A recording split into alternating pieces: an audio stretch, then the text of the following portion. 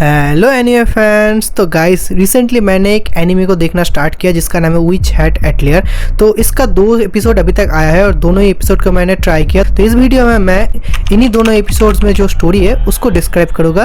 तो ये थोड़ा सा मतलब फैंटेसी मैजिकल एनीमे है। अगर तुम्हें फैंटेसी एनीमे देखना पसंद है तो इसको तुम ट्राई करना ज़रूर।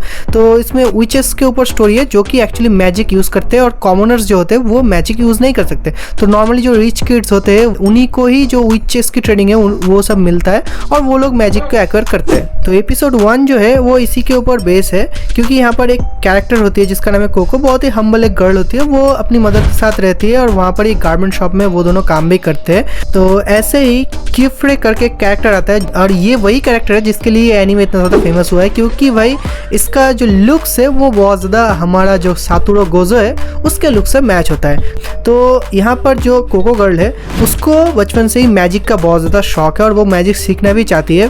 तो अब जब किफ्रे आता है तो वो एक्चुअली एक विच होता है, बहुत ज़्यादा मतलब वो एक क्वालिफाइड विच होता है। तो वो यहाँ पर एक चैरियट को अपने मैजिक के थ्रू ठीक करता है। तो इसके बाद उसके पावर्स के बारे में सबको पता चलता है, लेकिन जब वो उसको ठीक कर रहा होता है तो वो कहता है कि वो अकेले में करेगा और वो प्राइवेसी में ही ऐसा करता है। तो लेकिन जो कोको है उसको जानना था कि वो इस मैजिक को कैसे करता है, तो इसलिए अब वो छुपके से इसको देख लेता है और तब वो देखता है कि एक्चुअली मैजिक को वो कास्ट नहीं करता, मैजिक को ड्रॉ किया जाता है और यही इस वर्ल्ड का रूल है।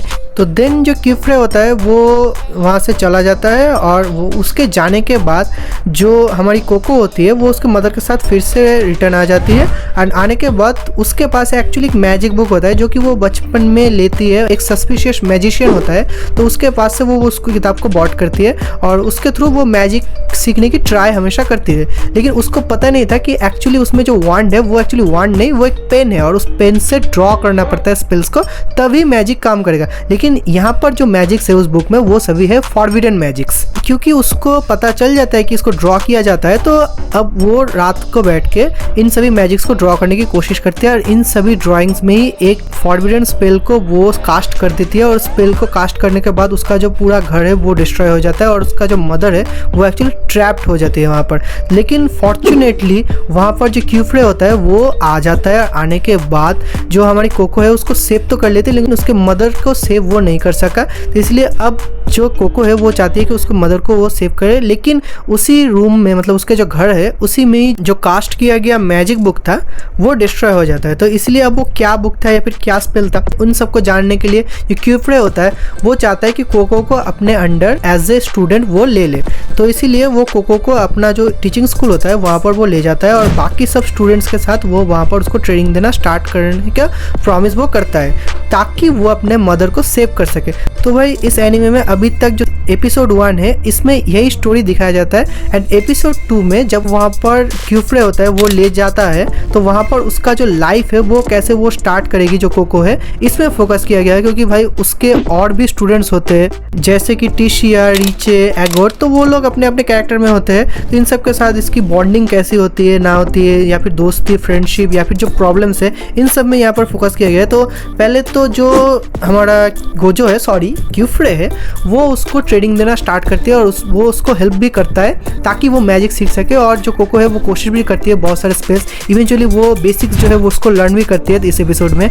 लेकिन जब वो अपनी रूम में जाती है तो उसके रूम मिलने के बाद पता चलता है कि उसका जो रूममेट है वो एगोट है और एगोट थोड़ी सी यहाँ पर क्रूएल रूट कैरेक्टर है। दिल की बहुत ज़्यादा अच्छी है लेकिन भाई ऊपर से बहुत ज़्यादा वो रूड है।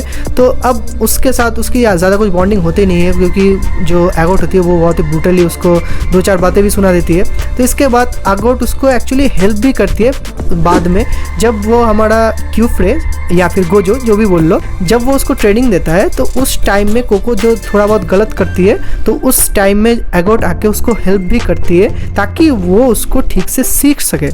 एंड इसी एपिसोड में दिखाया जाता है कि वो मैजिक को सीखने के बाद उस मैजिक को यूज़ करके जो विच है वो होने के बाद वो वहाँ पर जो लाइब्रेरी है उसमें जा सकेगी और उस लाइब्रेरी में एज ए विच वो जाने के बाद वहाँ पर ही वो अपने जो फॉरबिडन स्पेल्स है उसको सीख के अपने मदर को वो रिवाइव कर सकेगी। तो यही उसकी लाइफ की यहाँ पर मूल मोटो बन जाती है और इसी पॉइंट में ये एनीमे का जो एपिसोड 2 है वो एंड होता है। तो अगर मैं थोड़ा सा अपनी ओपिनियन के बारे में बात करूँ इस एनीमे को लेके, तो वह भाई मैं बोल रहा हूँ कि ये एनीमे में मतलब बहुत ज़्यादा पोटेंशियल मुझे दिखाई दे रहा है, क्योंकि अभी इस सीज़न में भाई बहुत सारे एनीमेज एक के बाद एक लॉन्च रहे।